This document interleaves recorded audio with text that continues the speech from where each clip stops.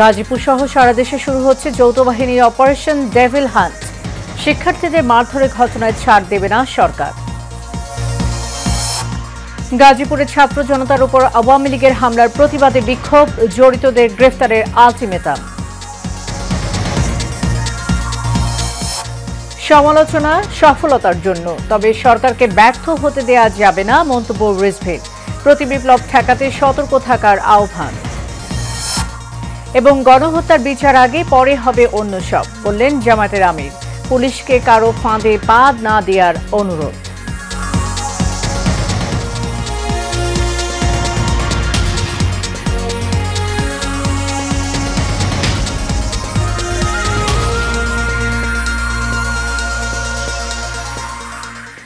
স্বাগত এশিয়ান নিউজের সাথে আছি সাবরিনা জিয়া। এতক্ষণ শুনছিলেন বিআরবি কেবল ইন্ডাস্ট্রিজ লিমিটেড সংবাদ শিরোনাম। এবার চলে যাব পুরো খবরে। আইনশৃঙ্খলা পরিস্থিতি স্বাভাবিক রাখতে ও সন্ত্রাসীদের আইনের আওতায় আনতে যৌথ বাহিনীর সমন্বয়ে অপারেশন ডেভিল হান্ট পরিচালনার সিদ্ধান্ত নিয়েছে সরকার। আজ স্বরাষ্ট্র মন্ত্রণালয় থেকে পাঠানো এক সংবাদ বিজ্ঞপ্তিতে এই তথ্য জানানো হয়। মন্ত্রণালয়ের জনসংযোগ বিভাগের পরিচালক ফয়সাল হাসান স্বাক্ষরিত বিজ্ঞপ্তিতে বলা হয়েছে, শুক্রবার রাতে গাজীপুরের ছাত্র জনতার উপর সন্ত্রাসী আক্রমণের ঘটনায় আজ স্বরাষ্ট্র মন্ত্রণালয়ে আইনশৃঙ্খলা বাহিনীগুলোর সমন্বয়ে একটি সভা অনুষ্ঠিত হয়েছে। সভায় সংশ্লিষ্ট এলাকার আইনশৃঙ্খলা পরিস্থিতি স্বাভাবিক রাখার লক্ষ্যে ও সন্ত্রাসীদের আইনের আওতায় আনতে আজ থেকেই যৌথ বাহিনীর সমন্বয়ে অপারেশন ডেভিল হান্ট পরিচালনার সিদ্ধান্ত নেওয়া হয়। অপারেশন ডেভিল হান্টের ব্যাপারে আগামীকাল প্রেস ব্রিফিংয়ের মাধ্যমে বিস্তারিত জানানো হবে।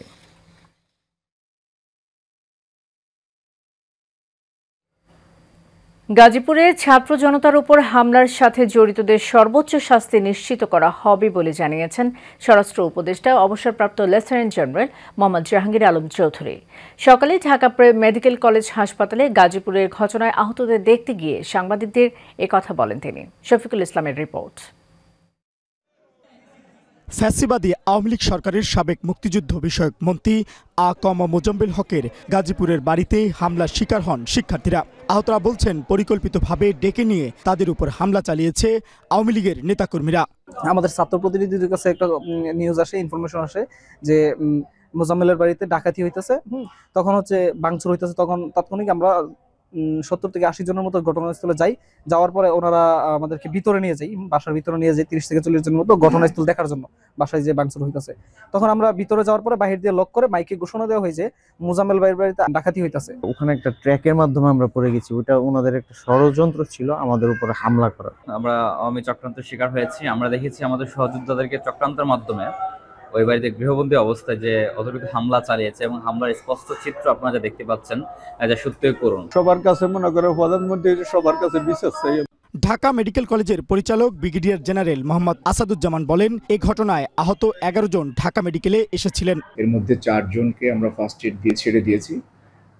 7 জন আমাদের এখানে ভর্তি আছে।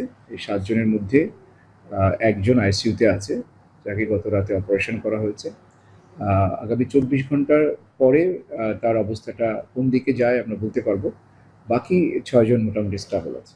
আহতদের সঙ্গে দেখা করে স্বরাষ্ট্র উপদেষ্টা বলেন, ছাত্র জনতার উপর হামলার ঘটনায় যারা জড়িত তাদের বিচারের আওতায় আনা হবে।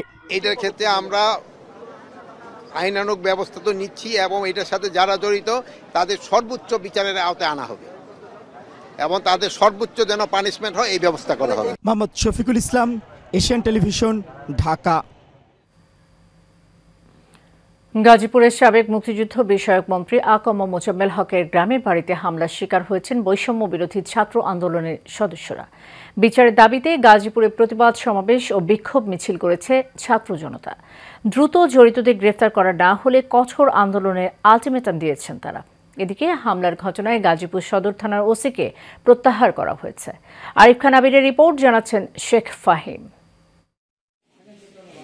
গাজীপুরে সাবেক মুক্তিযোদ্ধা বিষয়ক মন্ত্রী মোজাম্মেল হকের গ্রামের বাড়ি ভাঙচুর ও লুটপাট ঠেকাতে গিয়ে স্থানীয় জনতা ও আওয়ামী লীগ নেতাকর্মীদের হামলা শিকার হয়েছেন বৈষম্য বিরোধী ছাত্র আন্দোলনের সমন্বয়ক সহ বেশ কয়েকজন শিক্ষার্থী। গেল রাত 11:30টার দিকে তাদের গুরুতর আহত অবস্থায় উদ্ধার করে শহীদ তাজউদ্দিন আহমেদ মেডিকেল কলেজ হাসপাতালে ভর্তি করা হয়। পরে অবস্থার অবনতি হলে 9 জনকে নেওয়া হয় ঢাকা মেডিকেলে। এ হামলা বিচারের দাবিতে গাজীপুরের রাজবাড়ী মাঠে বিক্ষোভ সমাবেশের ডাক দেয় ছাত্র জনতা। বিক্ষোভ সমাবেশ থেকে নাগরিক প্রতিনিধিরা জানান, এমন হামলার ঘটনা কোনোভাবেই সরকারের দায় এড়াতে পারবে না।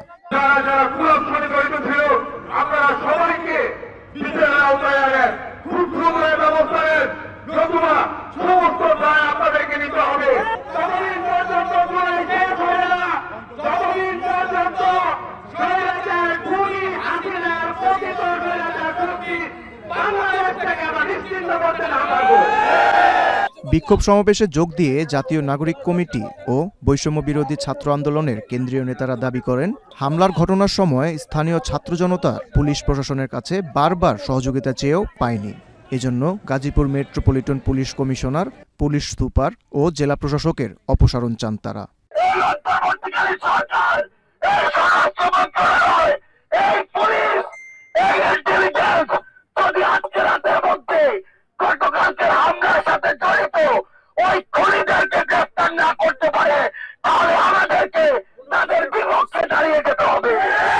আমরা গতকালকে গাজীপুরের পুলিশ সুপার, গাজীপুরের ডিসি এবং জিএমপির কমিশনের কোনো ধরনের সহযোগিতা পাই নাই।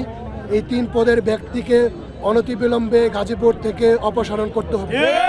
আহত ছাত্র জনতার চিকিৎসার ব্যবস্থা রাষ্ট্রের করার দাবির পাশাপাশি হামলাকারীদের আগামী 24 ঘন্টার মধ্যে আইনের আওতায় না আনা হলে কঠিন আন্দোলনের হুঁশিয়ারি দিয়েছেন তারা।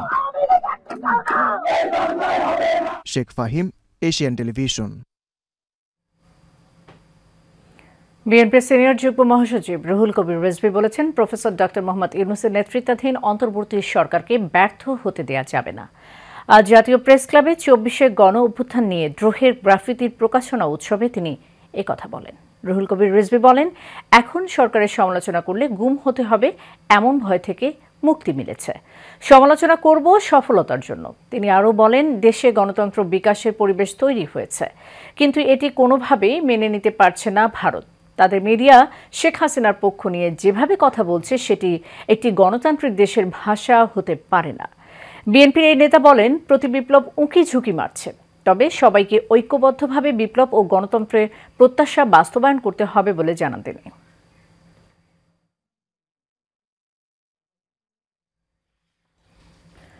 24-এর এই গণহত্যার বিচার আগে পরে অন্য সব কাজ করতে হবে বলে মন্তব্য করেছেন জামায়াতে ইসলামীর আমির ডক্টর শফিকুর রহমান।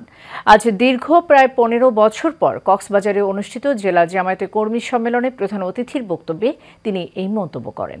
ডক্টর শফিকুর রহমান আরও বলেন, দেশ দুর্নীতি দুঃশাসন থাকবে, যতদিন আমাদের যুদ্ধ ততদিন চলমান থাকবে। সম্প্রতি সামাজিক যোগাযোগ মাধ্যমে ভাইরাল হওয়া পুলিশের সাবেক আইজিপি বেনজির আহমেদের বক্তব্য প্রসঙ্গে তিনি বলেন, বেনজিরের ফাঁদে পা দিবেন না। বিভিন্ন ধর্মের ভাই বোনদেরকে নির্যাতন করা হয়েছে, তাদের সম্পদ গ্রাস করা হয়েছে, জায়গা জমি দখল করা হয়েছে, ইজ্জতের উপর হাত দেওয়া হয়েছে, ক্ষেত্র বিশেষে তাদের ঘর বাড়ি পুড়িয়ে দেওয়া হয়েছে, আর সবসময় দোষটা দেওয়া হয়েছে জামাত ইসলামকে। এই স্লোগান যারা দিয়েছে তারাই মূল ডাকাত।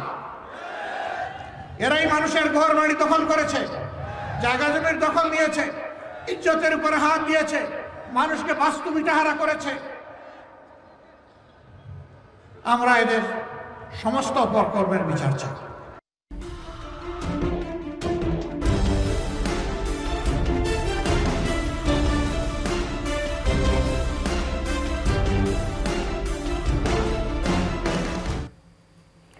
বিএনপির ভারপ্রাপ্ত চেয়ারম্যান তারেক রহমানের দেয়া রাষ্ট্র কাঠামো মেরামতের 31 দফা জনগণের কাছে পৌঁছে দিতে সমাবেশ করেছেন রূপগঞ্জ ইউনিয়ন বিএনপি ও অঙ্গ সহযোগী সংগঠন।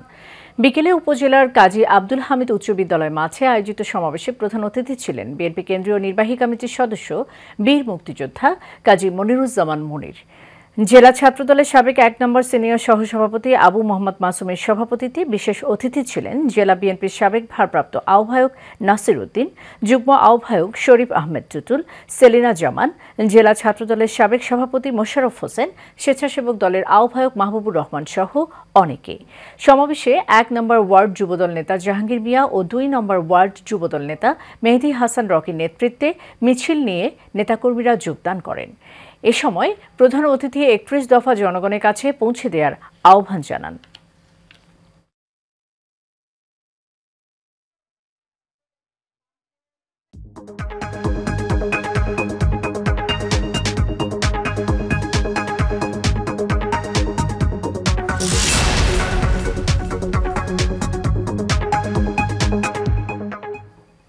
এক্সিম ব্যাংক বাণিজ্য সংবাদ। বাংলাদেশ অর্থনীতি সমিতির আহ্বায়ক অধ্যাপক ডক্টর মাহবুবুল্লাহ বলেছেন, গত 15.5 বছরে দেশে একটি চৌর্যবৃত্তির অর্থনীতি দাঁড় করানো হয়েছিল।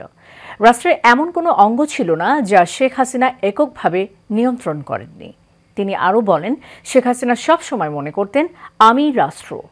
এ সময় শেখ রেহানার মেয়ে ব্রিটিশ সাবেক মন্ত্রী টিউলিপ সিদ্দিকের বিরুদ্ধে দুর্নীতির মাধ্যমে অর্থ পাচারের যে অভিযোগ এসেছে তা বাংলাদেশ ও ব্রিটিশ সরকারকে যথাযথ গুরুত্ব সহকারে তদন্ত করার আহ্বানও জানান তিনি।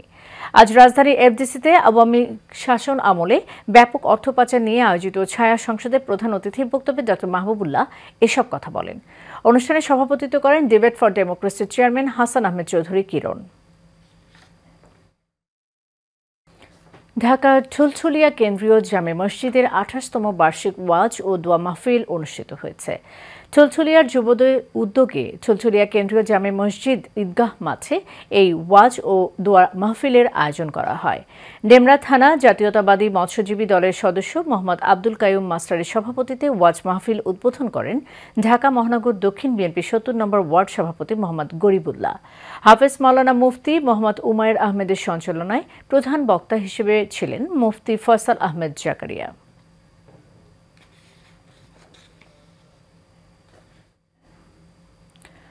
আনন্দ উল্লাসের মধ্য দিয়ে বাংলাদেশ টেনার্স অ্যাসোসিয়েশনের দ্বিবার্ষিক নির্বাচনে ভোট গ্রহণ হয়েছে।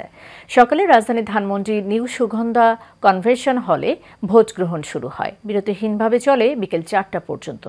এতে মোট ভোটার 94 জন, 6টি পদে 2টি প্যানেলে 11 জন করে 18 জন প্রার্থী প্রতিদ্বন্দ্বিতা করছেন। কার্যনির্বাহী পরিষদের সদস্য পদে গোলাম মাওলা, ABM মাসুদ, নুরুল হক, বেলায়েত হোসেন সহ আরও অনেকেই রয়েছেন। প্রার্থীরা বলেছেন, জয়ী যেই হোক সংগঠনের স্বার্থে সবাই তারা ঐক্যবদ্ধভাবে কাজ করবেন। কারণ ব্যবসায়ীদের মধ্যে সবার সাথে সবাই আলোচনা হওয়া উচিত। তো সকাল থেকেই নির্বাচনের অবস্থা মোটামুটি জমজমাট ছিল। আমাদের শিল্পটা আসলে ওঠা দরকার। চামড়া শিল্প, পাট শিল্প, আমাদের মৎস্য শিল্প, আমাদের দেশের শিল্পগুলো ওঠা উচিত জনগণের জন্য, আমাদের জন্য। আগামী মে মাসের শেষ দিকে বাংলাদেশ বিলবোর্ড অ্যাডভার্টাইজিং ওনার্স অ্যাসোসিয়েশনের নির্বাচন হবে। এর আগে চলতি ফেব্রুয়ারির মাঝামাঝি সময়ে 3 সদস্যের নির্বাচন কমিশন এবং 3 সদস্যের নির্বাচনী বোর্ড গঠন করে নির্বাচনের তফসিল ঘোষণা করা হবে। বাংলাদেশ বিলবোর্ড অ্যাডভার্টাইজিং ওনার্স অ্যাসোসিয়েশনের বর্তমান প্রশাসক ও বাণিজ্য মন্ত্রণালয়ের deputy secretary doctor Sadat Hossain গতকাল ঢাকার স্থানীয় একটি হোটেলে আয়োজিত মতবিনিময় সভা থেকে বিলবোর্ড অ্যাসোসিয়েশনের নির্বাচন সংক্রান্ত এই ঘোষণা দেন। সভায় সারা দেশ থেকে শতাধিক বিলবোর্ড ব্যবসায়ী অংশগ্রহণ করেন।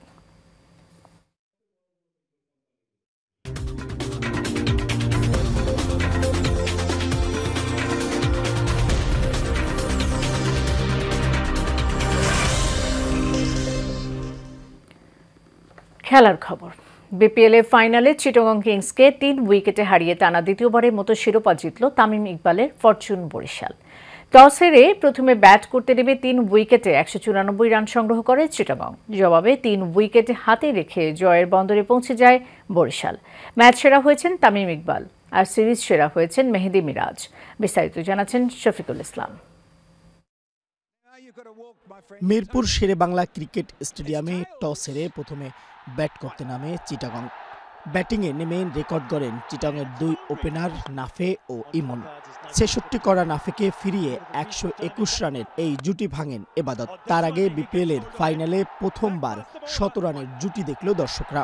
এই জুটির সুবাদে নির্ধারিত ওভারে 3 উইকেটে 194 রানের বড় সংগ্রহ পায় চিটাগং কিংস। জবাবে তামিমের ঝড়ো উড়ন্ত সূচনা হয় বরিশালের। দলীয় 76 রানে ব্যক্তিগত 54 করে ফেরেন তামিম। ব্যক্তিগত 32 রান করে ফেরেন আরেক ওপেনার তাওহিদ হৃদয়। উইকেটে বেশিক্ষণ টিকতে পারেনি অভিজ্ঞ মুশফিকও। তবে শেষ দিকে মায়ার্সের ঝড়ো 28 বলে 46 এবং রিশাদের 6 বলে 18 রানের সুবাদে জয়ের বন্দরে পৌঁছে যায় ফরচুন বরিশাল। প্রিয় দলের জয়ে খুশি ভক্তরা। এদিকে তীরে এসে তরি ডোবায় হতাশ চট্টগ্রামের সমর্থকরা। কারণ আমাদের চট্টগ্রামের খেলাগুলো অনেক ভালো খেলছে, তো আমরা তারপরও আশাবাদী যে সামনে থেকে ওনারা অনেক ভালো খেলবে, এটা আশাবাদী। আমার ফেভারিট প্লেয়ারগুলো চিটাগাংয়েই ছিল, দ্যাটস ওয়াই আমি সাপোর্ট করেছি। কনফিডেন্স ছিল যে বরিশালই জিতবে, যখন খেলা দেখতে আসছি তখনই কনফিডেন্স ছিল। রিশাদের ব্যাটিংয়ে পুরো গ্যালারিকে একটা উত্তেজনামূলক একটা মুহূর্ত তৈরি করে দিয়েছে, মানে এই মুহূর্তের জন্য যুগের পর যুগ অপেক্ষা করতে হয়। আমাদের শুরুটাই মানে এজেড প্লেয়ার হারামে জিতিয়ে দিয়েছিল, সো আমাদের স্টার্টটাই হয়েছে ওইভাবে। সো আমি বলবো যে তারা খেলাটা বোঝে ভালো, অনেক দিন খেলছে, সেই কারণেই এই সাকসেসগুলো আসছে। ক্রিকেটকে এগিয়ে নিতে নানা পরিকল্পনার কথা জানান ফরচুন বরিশালের ফ্র্যাঞ্চাইজি মালিক। ইনশাল্লাহ আমরা 9 তারিখে বরিশালে যাওয়ার সম্ভাবনা আমাদের রয়েছে। আমি মনে করি যে টিম জেলিংটাই ছিল সবচেয়ে বড় ভূমিকা। আসলে কে জিতালো কে হারালো এটা this is not the main things. আমাদের টিমের মধ্যে বন্ডিং খুব ভালো ছিল, সেই বন্ডিংয়ের জন্যই আমরা জিতেছি ইনশাল্লাহ। সব সমালোচনার অবসান ঘটিয়ে আগামী বিপিএল আবারও ফিরবে নতুন রূপে, এমন আশা ক্রিকেট ভক্তদের। Mohammad Shafiqul Islam, Asian television, Dhaka. নারায়ণগঞ্জের রূপগঞ্জে প্রিন্ট ও ইলেকট্রনিক্স মিডিয়ায় কর্মরত সাংবাদিকদের অংশগ্রহণে ক্রিকেট ম্যাচ অনুষ্ঠিত হয়েছে। এতে প্রতিদ্বন্দ্বিতা করে রূপগঞ্জ টাইগার্স টিম বনাম রূপগঞ্জ কিংস ক্রিকেট একাদশ। সকাল 11টায় পূর্বাঞ্চল 2 নম্বর সেক্টর বৌরার টেক মাঠে খেলার উদ্বোধন করেন রূপগঞ্জ থানা ভারপ্রাপ্ত কর্মকর্তা লিয়াকত আলী। বিশেষ অতিথি হিসেবে উপস্থিত ছিলেন। খেলায় বিজয়ী ও রানার্স আপ দলের মাঝে পুরস্কার বিতরণ করেন উপজেলা নির্বাহী কর্মকর্তা সাইফুল ইসলাম, পূর্বাঞ্চল নতুন শহর প্রকল্পের প্রকল্প পরিচালক প্রকৌশলী নুরুল ইসলাম সহ অন্যান্যরা।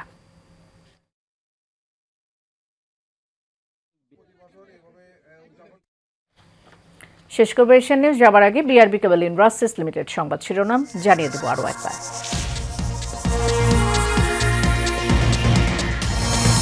গাজীপুর সহ সারা দেশে শুরু হচ্ছে যৌথ বাহিনীর অপারেশন ডেভিল হান্ট। শিক্ষার্থীদের মারধরের ঘটনায় ছাড় দেবে না সরকার।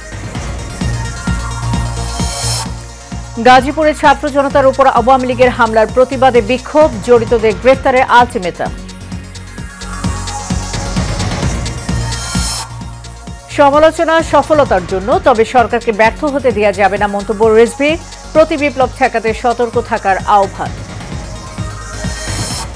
এবং গণহত্যার বিচার আগে পরে হবে অন্য সব, বললেন জামায়াতের আমির। পুলিশকে কারো ফাঁদে পা না দেওয়ার আহ্বান।